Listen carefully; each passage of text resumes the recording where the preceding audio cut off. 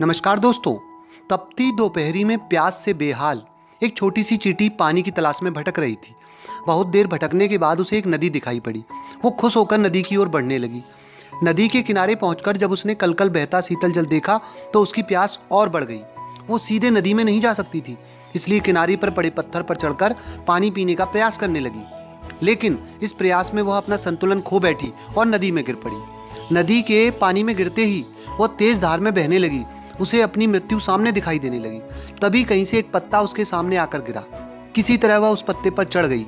वह पत्ता नदी किनारे स्थित एक पेड़ पर बैठे कबूतर ने फेंका था, जिसने चींटी को पानी में गिरते हुए देख लिया था और उसके प्राण बचाना चाहता था।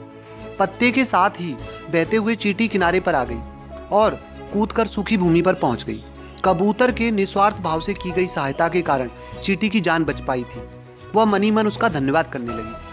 इस घटना को कुछ ही दिन बीते थे कि एक दिन एक कबूतर बहेलिये के द्वारा बिछाए जाल में फंस गया।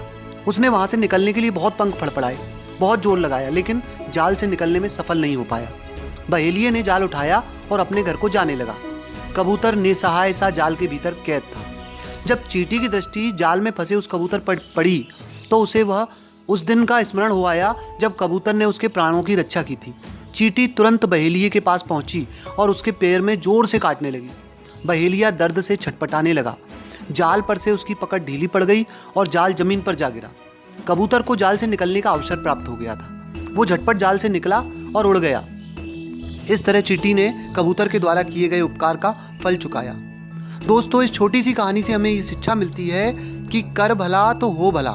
दूसरों पर किया गया उपकार कभी व्यर्थ नहीं जाता, उसका प्रतिफल कभी ना कभी अवश्य प्राप्त होता है। इसलिए सदा निस्वार्थ भाव से दूसरों की सहायता करनी चाहिए। दोस्तों, कहानी अच्छी लगी हो तो लाइक शेयर जरूर करें। धन्यवाद दोस्तों।